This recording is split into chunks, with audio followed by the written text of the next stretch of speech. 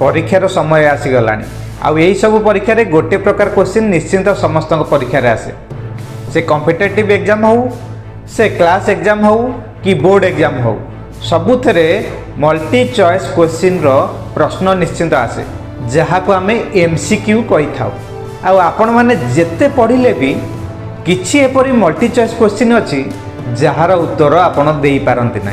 आज आम यही वीडियो रे 5टी एपरी MCQ टिप्स जानिबा जहाँ को सबू टपर माने फॉलो करते जदि से मानकु एई MCQ प्रश्नर उत्तर आसेनी ताहले से माने एई ट्रिक को अप्लाई करी उत्तर दे थान आउ जहाँ 100% ठीक होता है माने सबू जाक प्रश्नर उत्तर यही जो MCQ ट्रिक्स को अप्लाई करे दे थांती सबू जाक ठीक होता है। पर किसी ट्रिक्स अच्छी जहाँ को जदि आपण भी अप्लाई करेंगे ताहले सबू जाक MCQ प्रश्नर उत्तर पूरा ठीक भाव में दे पारिबे। ताहले चलतु से 5टी ट्रिक्स को भल भाव में बुझा। देखो एठी मु नॉर्मल अनुमान करी जे कोनसी प्रश्नर उत्तर देबा किंबा ढाबा मारी उत्तर देबा पई कहू नै कि मु कहू नै कि आपण आखि बंद करी ABCD रु जे कोनसी उत्तर को ठीक मारो आउ ताहा ठीक हे जिवो से कथा भी कहूनी।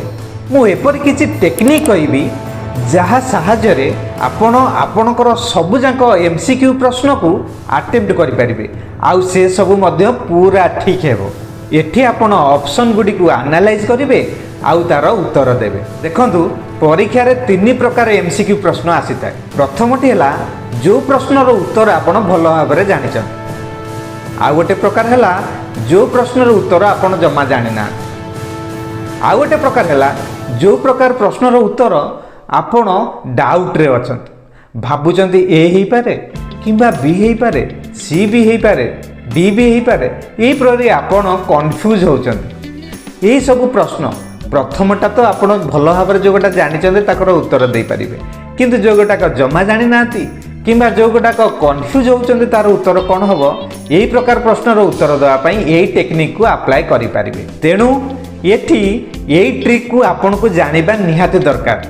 यह को जानिले ही आपण जो प्रश्न आसुनी किंबा जो प्रश्न रे आपणकर डाउट अछि तार मध्ये उत्तर दे पारिबे। ट्रिक्स नंबर 1 हला एलिमिनेशन मेथड माने काटी काटी करी आपण उत्तर बाहर करिवे। यही मेथड रे आपण चॉइस गुडक काटी काटी करी उत्तर देबे। ता माने होची आपण जो 4टी चॉइस देथिबो ए दौ बी दौ सी दौ डी दौ ता भितर देखिबे को गोटाक हबन।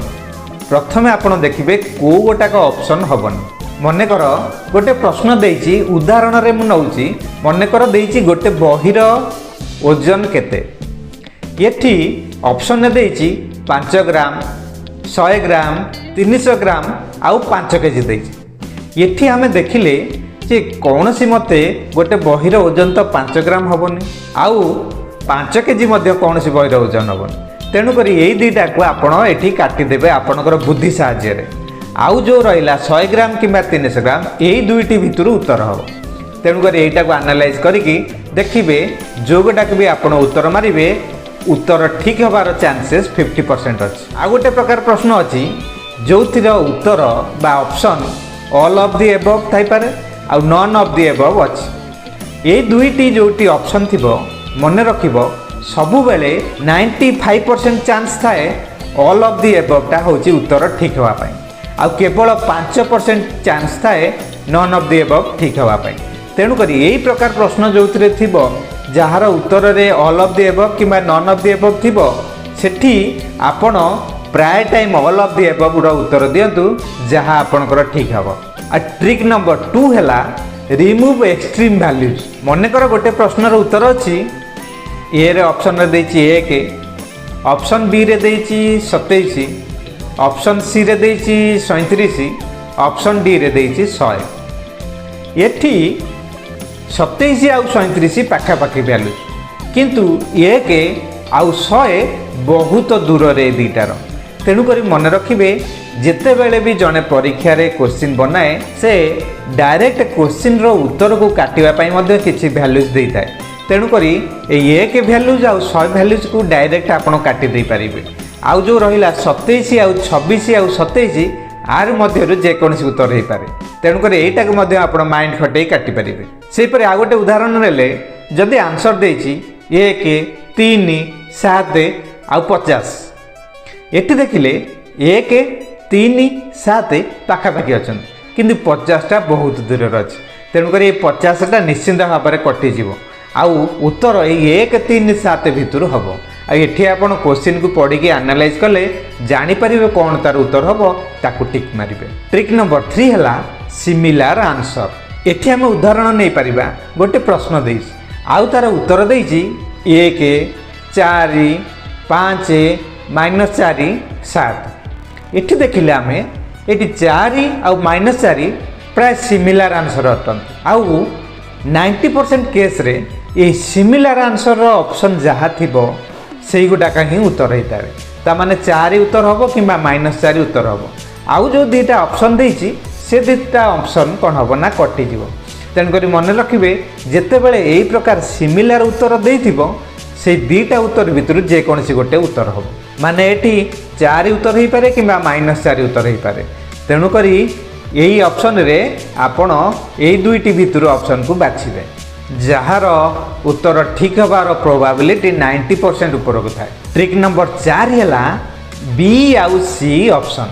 रिसर्च रू जाना जाइए 70% चांसेस अच्छी गोटे एमसीक्यू रो उत्तर बी किंबा सी हेबार कारण प्राय देखा जाए जे फास्ट ऑप्शन माने ए प्राय ठीक न थाए आउ मध्य से परी डी को मध्य भूल दिया जाता है यही जो बी आउ सी मझी उत्तर रहा यही दुईटी उत्तर मध्य गोटे ठीक थाए तेणु जितेबाला ऑप्शन को आपण किछि न पाइबे यही बी सी ऑप्शन को बाछिबे जहाँ आपणकर उत्तर 70% ठीक हो पारे। आ ट्रिक नंबर 5 है लिंक मेथड। देख यही मेथड रे प्रथमे प्रश्न पढ़िला परे देख ताहा को चैप्टर रु आसीच आउ एबे देख से चैप्टर रो को टॉपिक रु प्रश्न आसीच आउ से टॉपिक को आपण जते मने पकेइबे निश्चित भाव में आपणकर आंसर मन पड़ जाव कारण यह द्वारा आपणकर मेमोरी रो न्यूरॉन्स सब लिंक करि थांत जहाँ आपण को उत्तर दबार साहाय्य करे लिंक करिबारे आपण को साहाय्य करे टॉपिक सहित उत्तर को लिंक करिबारे साहाय्य करे